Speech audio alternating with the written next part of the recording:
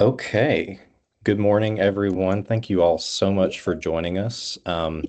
We want to be honoring of your time, so we're going to go ahead and hop in right here at 11 o'clock at the top of the hour. We may still have some folks joining us in the first few minutes of our time. I just want to say welcome, good morning, good afternoon, depending on where you're joining us from. This is our informational webinar for our Create, Educate, and Network grant program here at the Creative Arts Collective for Christian Life and Faith. So we just wanted to provide this opportunity today for you guys to engage with us and our team directly on what is our Create, Educate, and Network grant program. Are you eligible for it? And also overarching that, what is the Creative Arts Collective? You may or may not have a familiarity with us, so we want to provide you just with a baseline working knowledge of who we are, the work that we're doing, and if you guys, the projects that you're thinking and dreaming about are eligible to be considered for some grant funding. So um, that's kind of our where we're going to be heading over the next hour. I'll start with just some introductions here in just a moment from some of our team who are here on the call with me.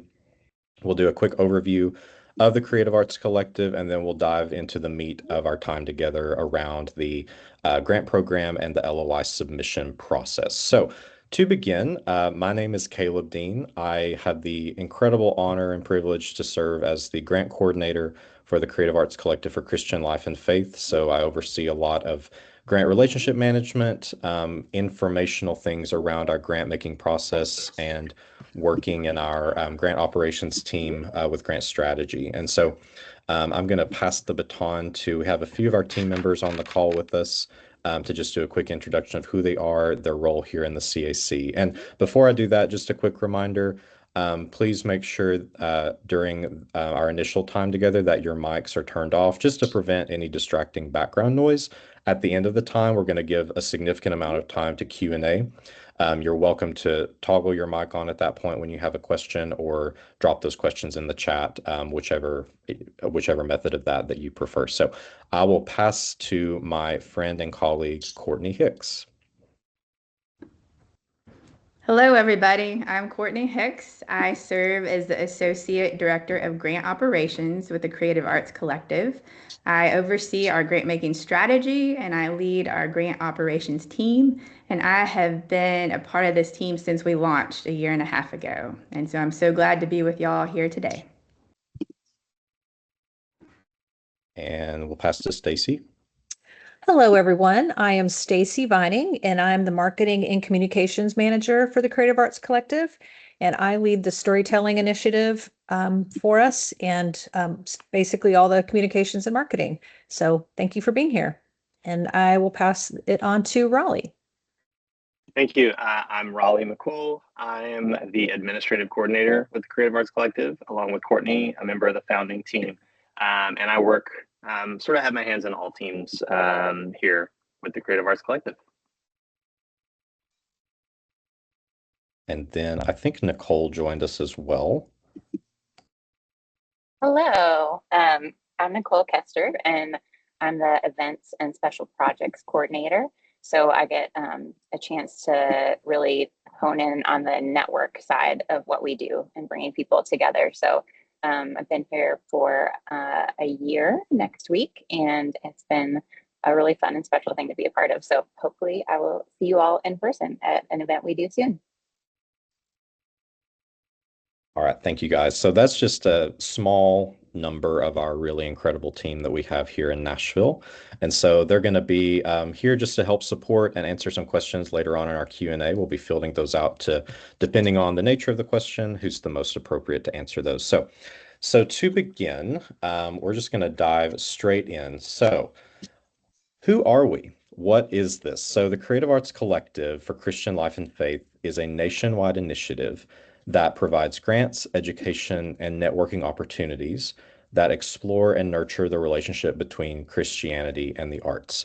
And so we seek to do that. Our vision is to create and amplify a movement in Christianity and the arts. And then day to day, how we do that, our mission is to further the Christian story through the arts. So we really are seeking to facilitate ways and experiences for people to encounter God and encounter one another in the context of the Christian story, the context of the Gospels, the context of Scripture, through the diverse range and spectrum of the arts. And so we have three core strategies in which we're doing that, grant making being one. We also have a convening strategy, which gathers people together, heavy on the networking side, and a storytelling strategy. And so we're going to spend our time today focusing in on the grant making strategy. And so our primary grant making component is our Create, Educate, and Network grant program. We have two cycles of this program each year, a spring and a fall. We just have opened 2 days ago on October 1, our spring 2026 grant cycle. So that we'll talk a little bit more here in a minute about that application window once you have a better understanding of that. But the spring 2026 cycle will coincide with a July 1st start date for grant funding that will run one full calendar year to June 30th. So now we'll just move into an overview of what our Create, Educate, and Network grant program is. So through this program, the CAC seeks to support projects across the nation that create and curate works of art, educate and nurture the Christian imagination, and cultivate and sustain a thriving network in Christianity and the arts. And you'll notice those three words highlighted in blue are not just the title of the grant, but are actually our core objectives, which we'll dive a little bit more into each of those in just a moment. So who is this for? So this competitive initiative is open to applicants who reside or operate within the United States. And it's a diverse mix of the kind of organizations, the kind of individuals that we are awarding grants to. So these include individual artists, artist collaboratives, church leaders, scholars and theologians, arts affiliated organizations, faith-based nonprofit organizations, and educational institutions. And so we're intentionally casting a very, very wide net to just connect and gather as many people and creatives and leaders, thought leaders, church leaders that we can to catalyze this movement. You know, to have a movement, you have to have a lot of people. And so we're intentionally, this isn't just for one demographic, this is for a wide net of people. And the kind of one of the main qualifiers is these projects must take place within the United States. So please keep note of that. So applicants for this grant program can submit proposals ranging from the $75,000 to $250,000 range to be used, as I mentioned before, over a 1-year period. So as I said, I'll just touch on it again. The spring grant cycle, we intend to announce grant awards in May of 2026 with a July 1st start date, which will coincide with grant funds being dispersed for those who are selected to receive the grant. We'll have a similar webinar, similar informational time for our fall 2026 program, which will be upcoming early in the spring. Those coincide with a January 1 to December 31st start date. So kind of two cycles running concurrently, but this one is for our spring program. So once you submit an LOI, and we'll dive into exactly what that looks like here in a moment as well, but what does that selection process look like? So applicants will be selected on a number of factors, including previous creative work and or the promise of future work, experience, engagement, and then the quality, relevance, and explanation of the project idea. So the most compelling and the most well thought out, most robust projects are the ones that are really going to get our attention and really align with the work that the Creative Arts Collective is seeking to fund. And so as compelling and as robust as you can make those applications as possible to really help you get a better idea and wrap yourself around what is this idea, this project idea that I'm dreaming of. That helps you, but it also helps us as we're going through the selection process. And so what can the grant actually cover? So it is, again, and it's in this vein as well, a wide net of what these grant funds can be utilized for in your projects. Artist, creator, and design fees, required materials and supplies, production, venue rentals, installation and storage costs, technical support such as audio video expertise, speaker honorariums, travel expenses within the United States. So that is another stipulation. Projects must take place in the United States. We also are not permitted to fund international travel. So just take note of that.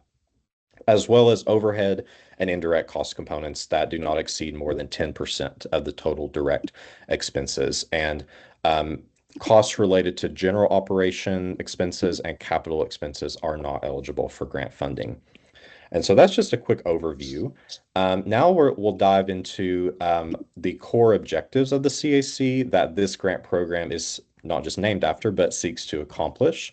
So create, educate, and network. So we ask that our grantees align their projects with one or more of these objectives. And we really encourage you to kind of lean more directly toward one of them rather than all of them. That's to help you just focus a little bit more about what the project is hoping to accomplish. And it helps us as well have a clearer idea of what the project is hoping to accomplish. So each of these, create is exactly what it says, creating and curating works of art with an intended outcome of an increased visibility of the arts and appreciation of diverse forms of artistic expression that inspire people to encounter God. So that covers the full spectrum of artistic expression and artistic medium. Could be architecture, dance, film, literature, music, theater, visual arts, and new media. And what we mean by new media is kind of these innovative and experimental creative expressions that may not have as much of a long-standing history or legacy or even understanding within culture, especially within culture of faith. And so, but we're seeking to fund projects that are engaging with those new expressions of creativity as well. So that could be animation, video games, things that are more recent kind of developments as our culture has progressed. So that is create. We also have the objective to educating and nurturing the Christian imagination with an intended outcome of a re-enchanted Christian imagination, character, and spiritual formation in people fostered by experiencing the awe and wonder of God through the arts. So that can include things like workshops, retreats, courses, webinars like the one we're on, resources, expert engagement, or speaker series. So facilitating spaces for people to come in person or virtually that is, working at the intersection of Christianity and the arts for the purpose to educate and foster that imagination. And networking. So cultivating and sustaining a thriving network in Christianity and the arts with the intended outcome of a vibrant nationwide movement that inspires people to discover and live the beauty and wisdom of the Christian story and encounter God through the arts. This could include performance showcases, art exhibits, live performances, festivals and celebrations, convenings, conferences. So just getting people together around the idea of faith and art, engaging with art, whether that's embodied art or that's visual art that's displayed, ways that people can gather together to engage with the art, encounter the Lord through that art, and engage with one another as well. So those are our Creative Arts Collective objectives and outcomes. And so these objectives kind of converge and point us toward what we are calling our aspirational aim, which is the CAC inspires people from diverse contexts to discover and live the beauty and wisdom of the Christian story and encounter God through the arts. And to advance this aim, we seek to catalyze an awe and wonder-filled movement for the arts that will reinvigorate Christian arts traditions across the United States. The CAC is accomplishing this through shared core values and reflection on an annual biblical theme. So we're going to dive into those two components right now. So we ask that our projects not only align or seek to further one of those three core objectives, create, educate, or network, but we also ask that the projects align with what we have identified to be these core important values of who we are and how we are doing and approaching the work that we have been called and charged to do. So one of those is theological ecumenicity. So the CAC is intentionally an ecumenically Christian organization. We're not affiliated with any one particular denomination or expression or tradition of the Christian faith. We recognize the strength and the beauty of the large tapestry, if you will, that is God's church on the earth, and that each of those expressions and threads, denominationally, traditionally, of the church are valid and important to have something significant to bring to our culture today. So this is just a um, this is just a value that we ask our projects to align with, to just to be committed to that. And it doesn't mean that when, if in your projects you have to abandon your denominational affiliation at all. Embrace it more fully, but do so with an approach to want to engage across those boundaries that tend to exist. So conversation and cooperation among diverse Christian groups, celebrating the deep and persistent elements of Christian belief. In a similar vein of thought, we have the core value of diversity. So that's commitment to nurture and showcase our nation's full range of diversity in the arts and among artists and communities. Some examples being ethnic, racial, socioeconomic, and generational diversity. So that's a diversity in art form. So we're seeking to equip creatives of all artistic expressions: music, dance, film, theater, written works, literary works. I could keep going, while also recognizing that there is a diverse and robust community of artists and creatives and those engaging with this work through the lens of faith in our nation, that we want to create space at the table for all of those. So we ask our grantees to just be committed to that as well. Also, in a similar vein, in the value of collaboration. So a spirit of creative collaboration across business sectors, churches, nonprofits, and diverse academic contexts and platforms. And so, like I touched on at the beginning of our time, you'll note that we're not just funding artists, though that's a huge component of what we do, but we want to partner and fund and network with churches, universities, art schools, artist collaboratives, a wide net. We're casting as wide of a net as we possibly can. And so that is incredibly, incredibly important to us, that we maintain that um, uh, just spirit of, we see the Lord doing this work through a lot of different spheres of our culture. And we want to be right there in the midst of that as he's doing that, as he's leading that work and calling us to partner with him. And then lastly, traditioned innovation, which, what is that?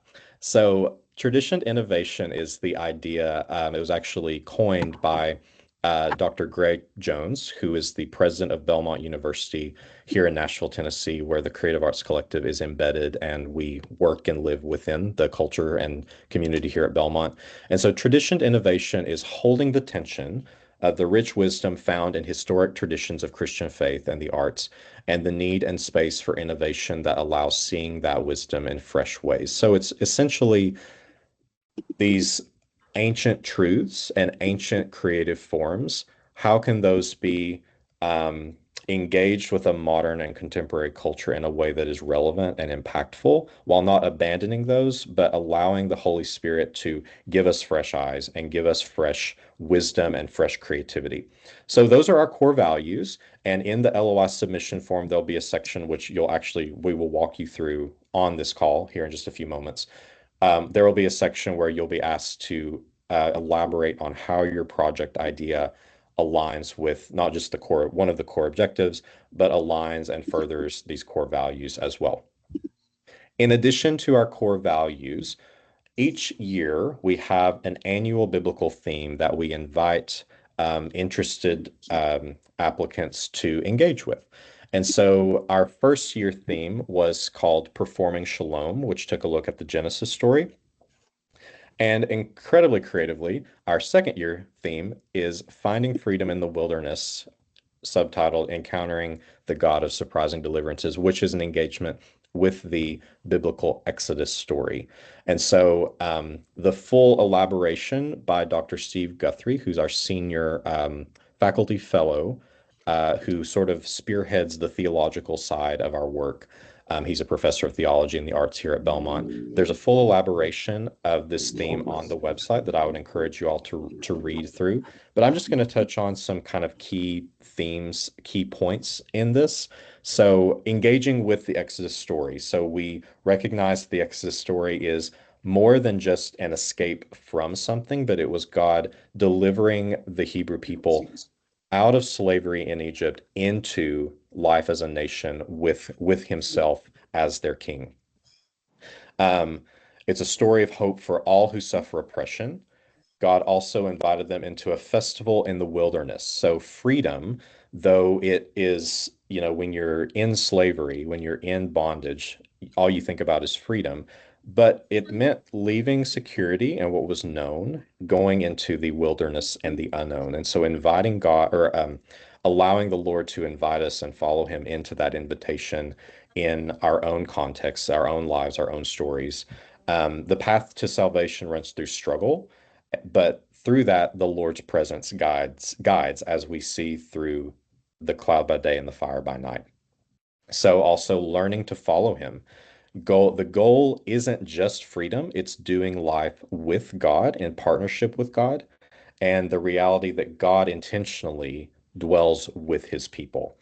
And as I touched on a second ago, salvation isn't just about what we're saved from, it's also what we're saved for. So it's that kind of moving, that progressive of God saves us from our bondage, but he saves us for a higher purpose and call. And just want to take a moment. We are getting some background noise. If everyone could just ensure your mics are turned off, just so that we don't have any distraction. We appreciate it. Thank you so much. And he's the God of surprising deliverances. And so one of the key things in the Exodus story is that the Lord is at work on behalf of an enslaved people. Whereas in the context of that time in history, in biblical history, that was unbelievable for people because they're living in a context in which in the land of Egypt, the gods of Egypt are these gods of power and might. But we see that the God of the God of the Bible is at work in an enslaved people to deliver them from the mighty empire, which is in that context would have been a shocking reversal of what was to be expected in the understanding of the divine. And then the connection to how Jesus mirrors this. He lifts up the lowly, he confronts empire, and is vindicated by God. And so that's just a quick overview of the theme. As I said, the full elaboration by Dr. Guthrie is on our website. It's also partially here on this slide that you're seeing in front of you right now. We would just ask that you would read that. And we also note that we encourage reflection on the annual theme. However, it is not a requirement to submit a proposal idea. If you can engage substantively and meaningfully with the Christian story and the story of Scripture, that will be enough, plenty for us to consider. The theme sort of is just providing some guidelines and some sort of just guidelines for both applicants to have an opportunity to engage thoughtfully. It also helps us see how applicants can engage with the story of Scripture, but it's not a requirement that you engage specifically with the annual theme, but just an opportunity to do so. So that's sort of the overarching high-level understanding of what the CAC is, what the Create, Educate, and Network grant program is. So now we're going to dive and move into just sort of the mechanics of how do you submit an LOI? How do you submit your idea? So we touched on earlier, and we'll just go through it again. Reiteration is always great with anything. Eligibility and selection criteria. So we're covering a wide range of interested parties, artists, collaboratives, churches, church leaders, scholars, theologians, arts affiliated organizations, faith-based nonprofits, educational institutions within the United States to apply. Proposals will range from the $75,000 to $250,000 range over a 1-year period, which for this grant cycle would be July 1st, 2026 through June 30th, 2027. And we intend to award grants to applicants who submit the most compelling proposals and demonstrate they have the capacity to design, implement, and sustain a quality, innovative project that advances the CAC's aim and objectives. All proposals will first be screened by CAC staff, some of our internal team, to verify eligibility and check for minimum criteria, and then by an external review board for consideration and review in the second half of the process, which we'll get to in just a moment.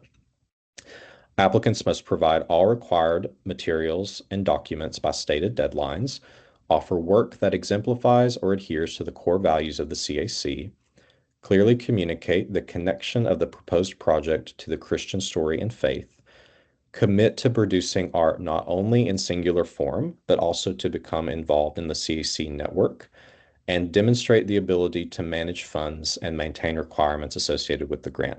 So I want to touch just real quick on that second to last bullet point. So for applicants who are selected to receive grant funds, as we touched on, one of our core objectives and goals with the CAC is to catalyze a network, a nationwide movement. And so by coming into the CAC community, as a grantee especially, there is an expectation that you will be deeply involved in the work that we're doing and have a willingness and an eagerness to and an enthusiasm to be involved in that as well, especially in the life of the grant, but also ongoing as well. So step one is why you're here. It is to submit a letter of inquiry or an LOI. That is the initial step one of our two-step grant review process. And the LOI is essentially kind of your initial pitch of your idea of what you're dreaming up. It's a sort of bird's eye view, if you will, to give us just a solid enough understanding of who are you, what's your creative background, what's your capacity, and what are you thinking about doing? What's the vision that God is giving you? And so that's that initial stage. That window is currently open as of 2 days ago on October 1st, and will be open for the duration of the rest of the month into the beginning of November. So that window will close 1 month from today at 5 p.m. Central Standard Time on November 3rd. And then we're not going to dive into it fully, but just as an awareness for you. So as I said a moment ago, we have a two-step review process. That LOI is the initial step.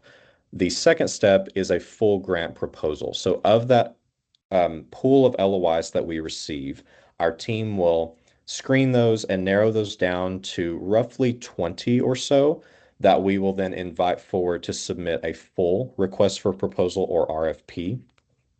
And it's essentially the LOI, but deepened, more fleshed out, more thought out to a more final view and perspective of what the project intends to be.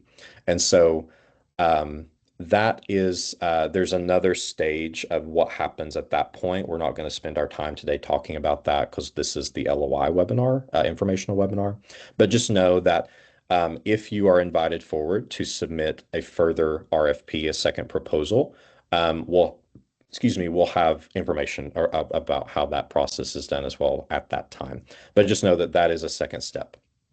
And we intend to notify who of those initial round of LOIs, who will be invited forward by the end of January. So take note of that. And we appreciate your patience with us because it's a lot of fun, but it takes a lot of time to review those LOIs.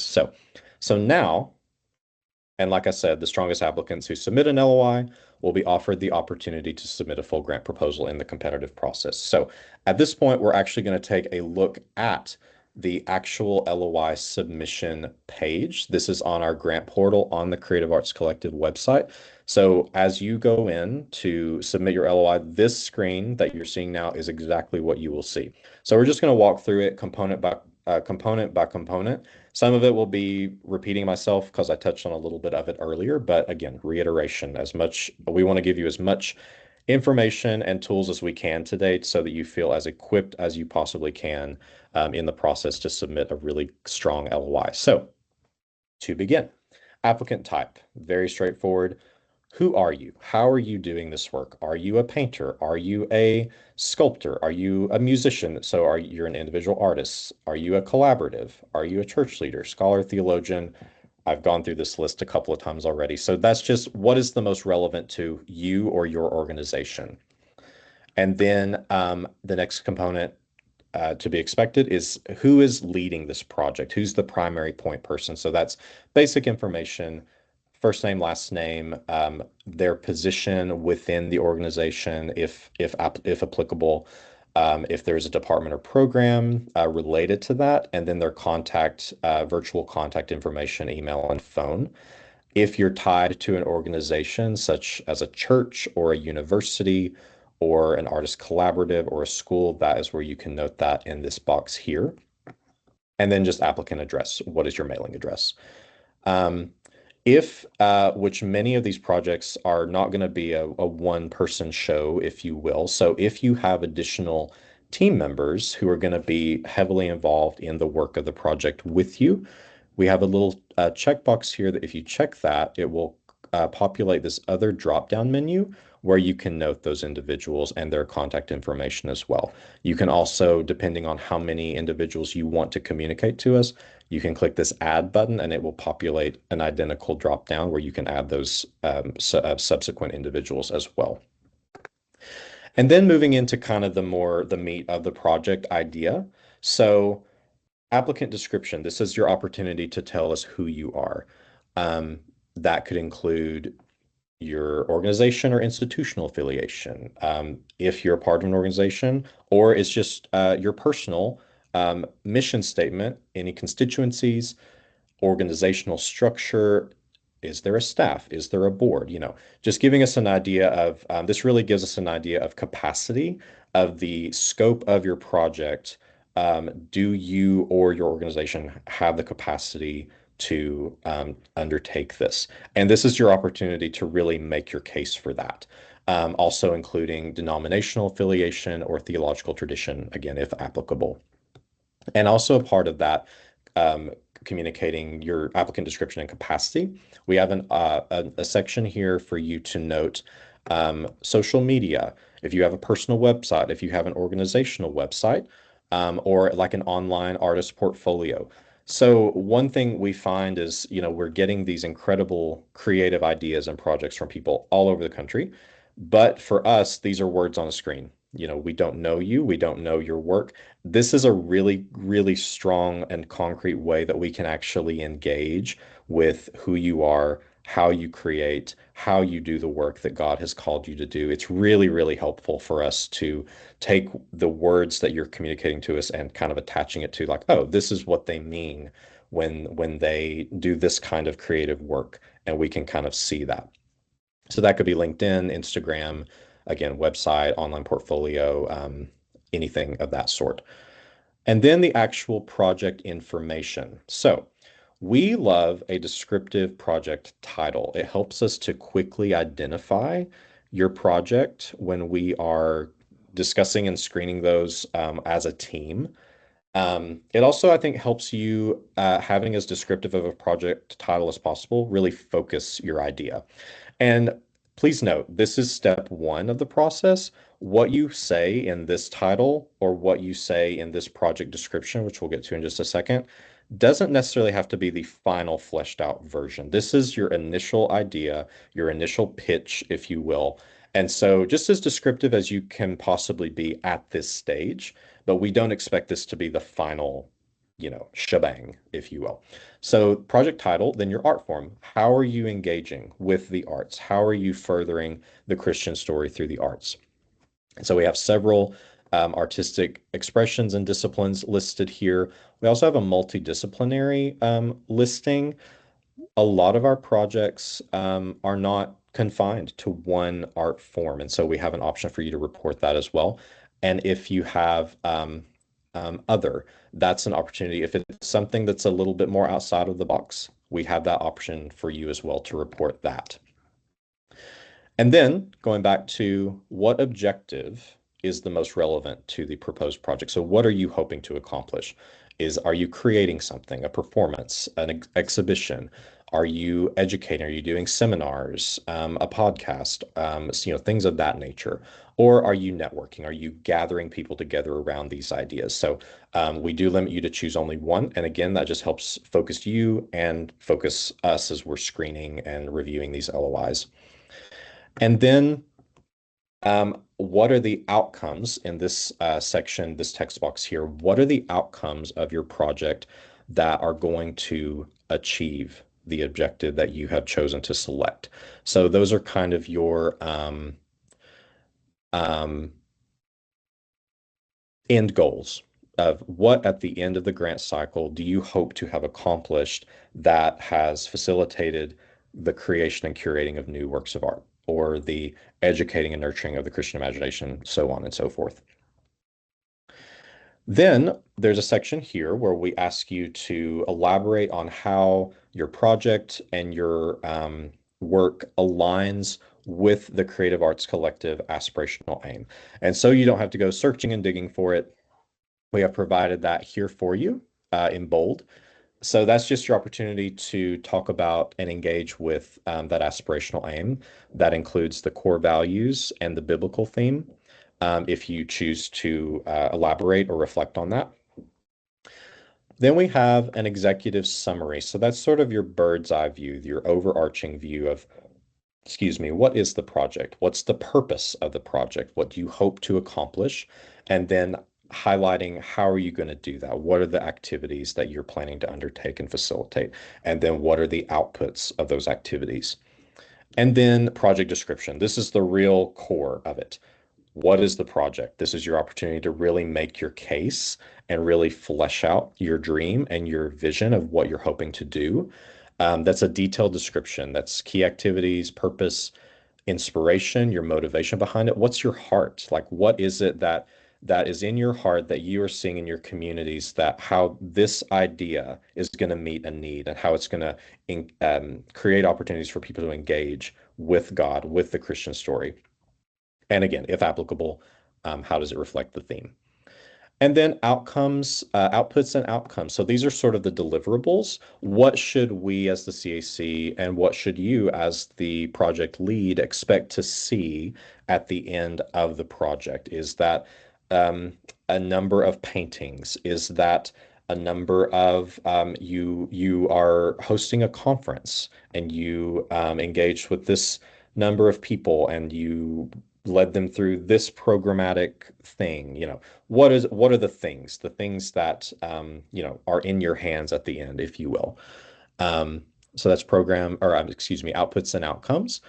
And then we just ask for a brief timeline of the project with a start and end date. This doesn't have to be day by day. This is sort of an overarching, you hit the ground running in July. What do you hope to accomplish in July, in August, in September, in October, and so on and so forth? It doesn't have to be incredibly detailed, but just an idea of how to show us how you're thinking about laying the groundwork for the project at the beginning. Is it something that's kind of already, even prior to engaging with the CAC, is it something that you're already doing and you're doing a new iteration of it? Just giving us an idea of how do you plan to move through the project, through the grant cycle, the funding year. And then last, but certainly not least, is your budget. So this is where you can give us an idea and report to us, how much do you need to accomplish what you are hoping to accomplish? We divide it up to an estimated total budget. You can also request an amount that is less than the total amount that you may need for the project. You may be seeking other funding sources, other grant opportunities. There's an area down here for you to report that as well. And then most importantly in this section is a budget overview. Again, this doesn't have to be extremely detailed, but as fleshed out and as robust as you can make it at this stage. We understand this is the beginning. You're in the dreaming stages for many of you, if this is a brand new initiative or work that you're hoping to embark upon. But how does the idea of the amount that you're requesting, of that amount, just indicate to us how much of that do you intend to, or do you expect to go toward personnel, proposed activities, equipment, office expenses, travel, consultants, etc., overhead costs, all of the different components. just an idea of how is that requested amount going to be spent and where is it going to be spent. And again, this is an initial stage. It doesn't have to be a perfected line by line budget at this point. Um, it is just an idea to give us an idea of where do you expect the money to be going to accomplish what you're hoping to accomplish. And then we have this question here. Can the project be completed if less than the requested amount was received from the Creative Arts Collective? So that gives us an idea of, is your project able to, um, um, if you say you requested $250,000, and could the project be completed with $175,000? That's just giving us an idea of where you are and the scope of the project from a budgetary mindset. And then last, but certainly not least, so the Creative Arts Collective is still very new. We're approaching 2 years old, so we're still a toddler, if you will. And so we're very interested in how are people hearing about us? And so we have an option here for you to just report, are you affiliated with Belmont? Do you have a connection to the university, colleague, news media, newsletter, social media, website, etc.? We're very interested in gathering that data of how are people hearing about what we're doing. And then last but not least, confirm and accept and submit. And so again, this document, this portal is open through 5 p.m. Central Standard Time on November 3rd, which is 1 month from today. So you have a really, really good window to really be thinking about this if you haven't already. Most of you, I'm sure, have. And to get this submitted to us for review. And again, like I said, we'll be moving into the review process as a team, and we intend to announce who we're inviting forward to the next phase of the process by the end of January 2026. And so you all have heard me talk and talk and talk and talk. And so I just want to say thank you so much for joining us today. I have blasted you with more information for many a week, not much less on a Friday morning. So we want to open up the time now in our last 20 or so minutes. Some of you have already been engaging with some questions in the chat, and that's great. I think our team's been fielding those. But we just want to open up the floor now for any questions that you have around anything related to our grant process. Feel free to put those in the chat. Feel free to use the hand raise function at the top of the screen there. And we'll hopefully answer as many as we can. Just a note on the questions. So we are able to answer questions, clarifying questions around our grant process. However, we're not able to provide specific feedback on project ideas or project components. That's just to provide and have as much of an equitable process as possible, that there's no bias or any factors that could influence or de-influence any applicant. So we can answer clarifying questions around our process. And so we just want to open that up. So I think, let's see, how do we want to do this? We have Kirk Manton has raised his hand. Kirk, I will allow you to go ahead and ask your question. Okay, great. Nonprofit film production company. Question is on timing. We have a project now that is moving into the post-production phase. So we would be going after finish funding. Then we also have a production in the future after the one after that. Would you recommend that we go ahead and apply for that finish funding? Or would we be more likely to be successful with a project that has not started yet? Depending on, how can you speak into that kind of a timing thing?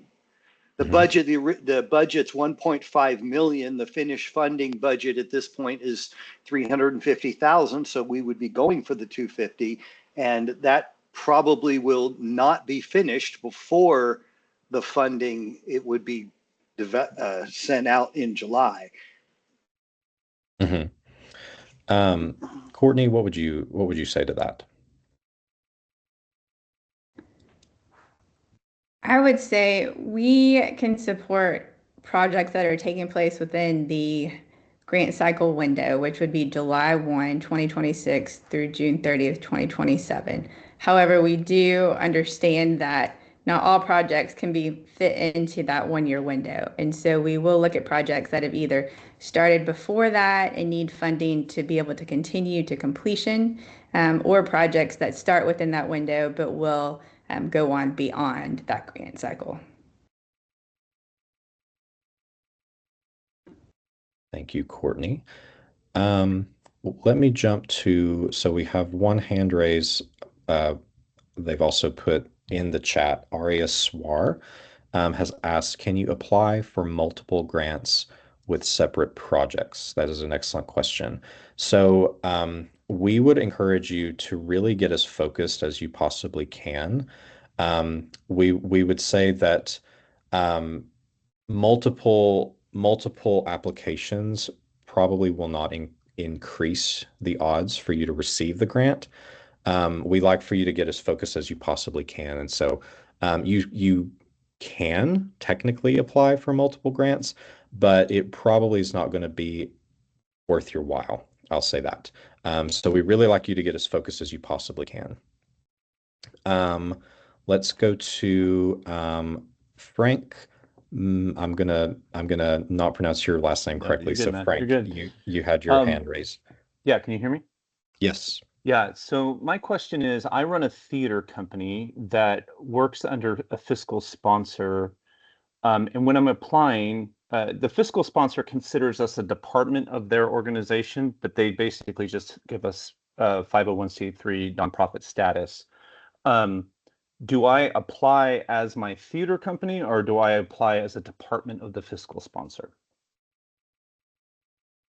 Courtney, you'll be more well-versed to answer that than I can. I would probably encourage you to apply alongside your fiscal sponsor. Great. Thank you so much. Thanks, Frank. So let's hop to the chat. We'll kind of toggle back and forth as best as we can. Laura Osnes, I believe I'm saying that correctly, has asked, how many applicants do you typically receive or are you anticipating to receive? So this cycle is our third competitive cycle. In our first and second competitive cycle, we received 158 LOIs that first round and 155 in the second round. So we anticipate roughly the same, but also we don't have a ton of historical data yet to rely upon to really forecast because we are a newer organization. But considering that the last two cycles have been pretty close, we anticipate a similar number, perhaps a bit more, just as the work of the CAC is becoming a bit more known to people in this area of Christianity and the arts. But we've roughly received about 150 to 160 in our last two cycles. Let's go to, let's see, Joshua Perlin. He had his hand raised. Joshua. Hi, excuse me, can you hear me okay? Yes. Wonderful. Thank you so much. This was extremely helpful and informative. So I asked this question in the chat, but I just want a little bit more clarification. I work for an educational nonprofit, and many of our staff are people who would be facilitating the programming, such as reading groups or lectures or short courses, etc. I know that you said overhead institutional indirect costs could only account for about 10% of the budget, but do those salary costs associated with leading reading groups or lectures, etc., would that count in the overhead costs category, or could that be considered separate because it's a part of implementing the program? Thank you. It's my understanding, and Courtney, please follow up with me on this if I say something that isn't exact. It's my understanding. So a portion of our grant funding can go toward capacity building, which would include personnel to actually facilitate and sustain the work of the project. And so it's my understanding that personnel costs can fall outside of those indirect costs. And Courtney, please confirm that or not confirm that. Yes, that's correct. I would encourage you to include that in the personnel line And then the 10% indirect cost to be more the institutional cost to help support the grant. Okay, awesome. Thank you. Thank you. And let's jump over to the chat. I'm making sure I'm not skipping anyone. Anne Miranda has asked, is there any opportunity to receive feedback for LOIs that were not put forward in the last grant cycle? At this point, simply for a variety of reasons, a large one being capacity, we are not currently able to provide feedback on LOI submissions. That is both just simply a capacity for our team. It's also, as we've built this work, as we have created the Creative Arts Collective, we brought in a lot of outside consultants who have been doing this work in the sort of grants world for far longer than any of us have. And their recommendation is to not provide feedback because that can sort of toe into the area of inequity in the process. And again, we want to keep that as equitable our process as equitable for everyone as possible. We do understand that it can be frustrating of if an LOI was not invited forward, why is that? And if you are submitting for a different grant cycle, not knowing what to adjust, we understand that that is a frustrating component as an applicant. But just at this time, out of capacity and also out of just trying to keep the process as equitable as possible, we're not able to provide feedback on LOIs. Let's go to, let's see who we have. No hand raises at the moment, so we'll keep going in the chat. Laura has asked, what about the question of granting for finishing funds versus new project? Do you have a preference there? Again, I'll lean on Courtney to elaborate with me, but I don't think we have a preference. Thinking through some of our current grantees, we have a mix of some of these are brand new project initiatives that we are providing funds to get the project off the ground and build capacity to sustainability. However, we have some other grantees who are they've been doing the work and they've been doing it well for a long time. And they are now connected with us and we're able to come alongside them in their current season. I would also say that even those who are doing, who are not a brand new startup initiative, if you will, even those who have a bit more of a legacy identity of they've existed for a while and they've been doing the work for a while, they even with the grant, they are incorporating new programmatic project ideas that falls within the grant window. So in this case, the July 1st through June 30th grant cycle. So I would say it's not either or, but it could be and both. And Courtney, if you have anything that you would follow up with that, I welcome that. You're good. Excellent. Okay. All right, let's go to a couple of hand raises. I think, let me check I've got 3 pages of people, so I'm making sure I'm not missing anyone. Quincy Davidson, we'll go to you. Yes, thank you. Sorry about my tardiness today. Just was wondering if I could receive the recording, if it's all possible. Mhm. Thank you. Yes, so thank you. That's a great note. So everything that you've seen today, the materials live on our Creative Arts Collective website under the Create, Educate, and Network grant page. There's an interactive RFP that will walk you through essentially what you've seen today with actually some additional information around step 2 of our review cycle. This recording also will once it's processed, it will be posted to the website and accessible to everyone on this call to revisit that and anyone who maybe wasn't able to join us today to visit that as well. So excellent question. Thank you. Okay, let's jump back to the chat. We'll go to Aria. Similar film production question. Can you apply for funding for the distribution and impact campaign of an almost finished film?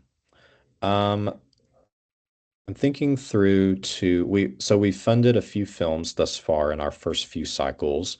To my knowledge, they have all been in production or in pre-production when we come alongside them, but I don't necessarily think that that's a limiting factor. Courtney, what would you say to that? Yeah, I would say we don't have something in place where we wouldn't. And so you're welcome to apply for the distribution of that. Excellent. Thank you. Let's go to let me check my other pages of you guys, make sure no one else is raising hands. Jake has asked, I see a cash or in-kind match is not required. However, do you have a preferred mix of grant match leverage? Courtney, I am going to pass that one to you entirely. We don't. And so our grants, we hope that they would help see a project to completion. And so to answer another question that was in the chat as well, kind of around the same line, we do ask in our LOI form if you could complete your project if you don't receive the full amount that you would ask of the CAC. We also ask if you have other sources of funding that are pending or that you've received. And so we try to look at that full picture. But at the heart of what we're doing is we want to help see your project to completion. Thank you, Courtney. Thanks, Courtney. Do one more from the chat, then we've got a hand raised. Rachel has asked, along the lines of multiple applications, would you consider multiple applications from the same higher education institution? Each would be focused on separate projects. My answer to that, and team, please follow up on this if you have anything to add. We would, yes, because we realize that universities and educational institutions are unique in that they're not one entity. They are one entity, but it's multiple entities under a larger umbrella. And so we understand that, say a university's visual arts department could be doing one project that is completely unrelated and separate from, say, that same university's theater and performing arts department. And so we would look at not just the overarching institution, but we would consider departments within that institution, and also and team, correct me if I'm wrong, but ways that maybe that if you do have two separate departments within one institution doing separate work, are there opportunities for that work to be engaged with each other to work in tandem? One example of that, actually, here at Belmont, we have a current grantee that is a project that's kind of in tandem between our College of Entertainment and Music Business and our College of Art. It's a project centered around storytelling and animation, and so it's bringing in students from different academic colleges, but they're doing the work sort of in tandem together. So yeah, there's some unique things when it comes to educational institutions, just because we recognize that it's not one singular entity. It's a multitude within that entity. So I would add two things real quick to that. Mm-hmm. If it's coming from the same educational institution, it would need to be different project leaders on the application. We do limit one LOI per applicant as far as the team leader. And also, we would most likely not move forward to LOIs into the full grant proposal process from the same educational institution. So just keep that in mind as well. Yes. Thanks, Courtney. Kirk, we will go to you. You have your hand raised.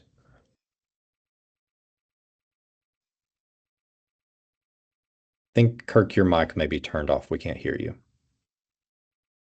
That may have answered my question. Just to clarify, I work with two separate organizations.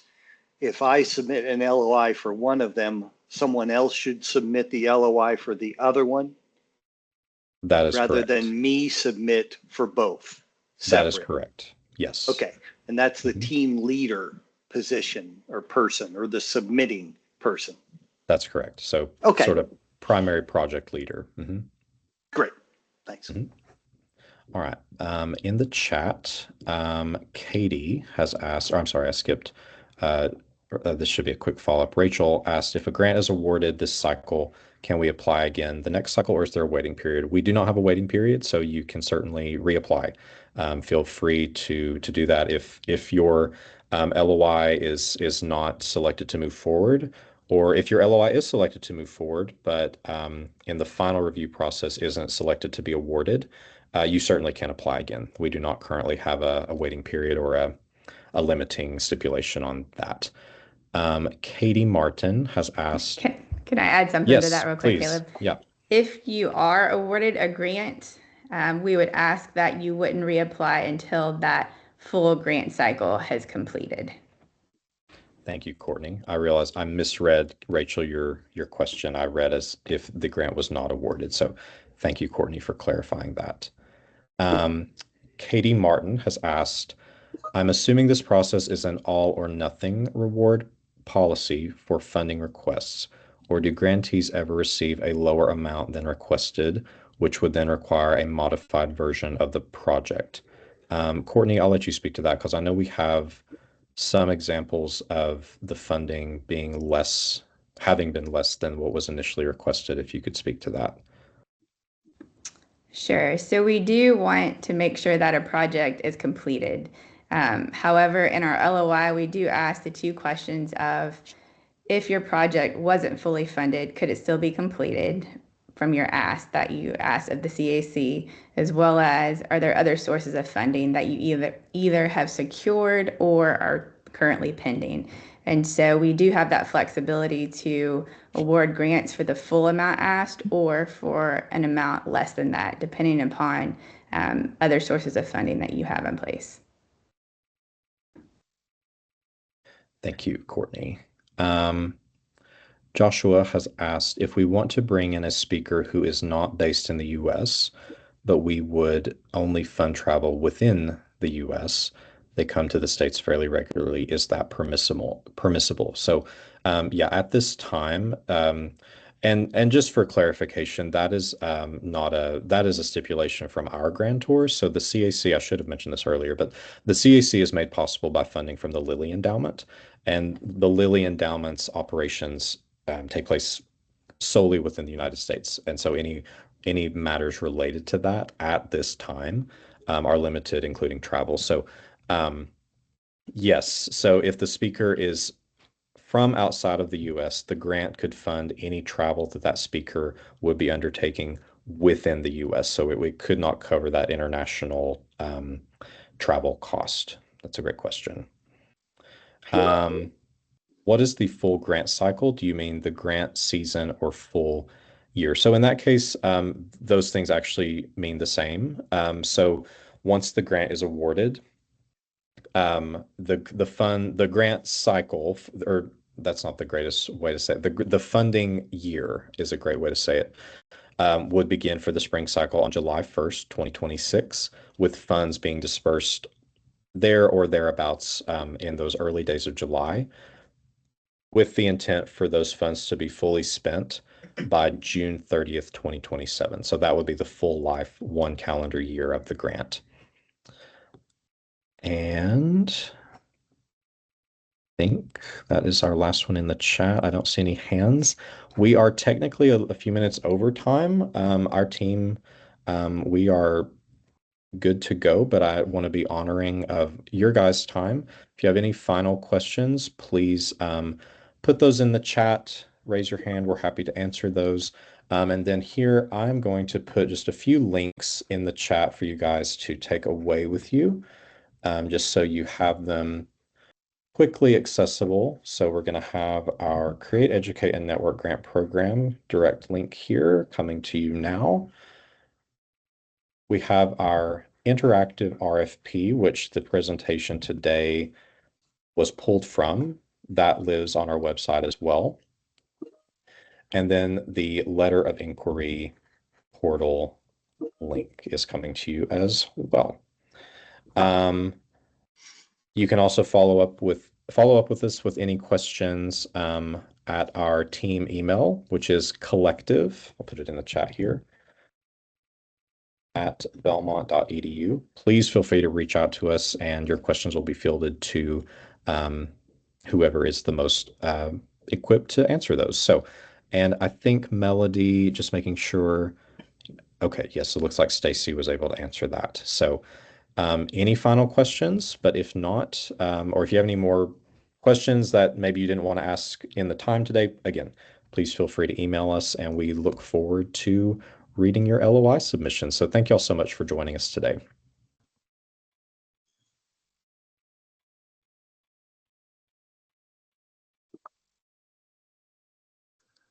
Hey, Caleb, sorry to chime in late. Can I ask a question? Okay. Absolutely, please do.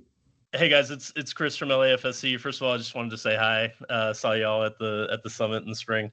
So my question is kind of, Courtney, was raised in my head by you talking about the completion of the project during the grant period.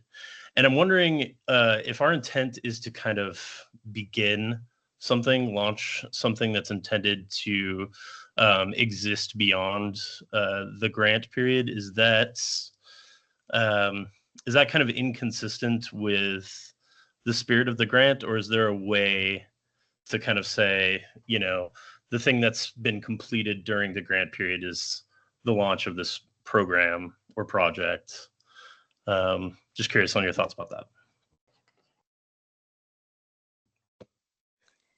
I would say that we would love to support something within the grant period that also lives beyond the grant period. And so our goal is to catalyze a nationwide movement in Christianity and the arts. And so we don't want to just stop after 4 years. We want that to continue on beyond.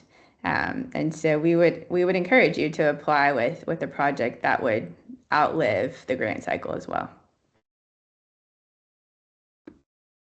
Excellent. Thank you. All right. This will be final call for questions. Final call for questions. Had some folks hopping off, so going once, going twice. Okay. Well, again, thank you all those who are still with us. Thank you all for being with us, and we are here to support you in any way that we can as you're going through the LOI submission process. Feel free to reach out to us. And thank you for the work that you're doing, because we know that you wouldn't be here with us on this call today if you weren't already doing and dreaming in this space. And so that's our goal, is to come alongside folks who are doing this and create a nationwide movement in Christianity and the arts. So thank you all so much. And I hope you have a great Friday afternoon and a great weekend. So, all right. Bye-bye.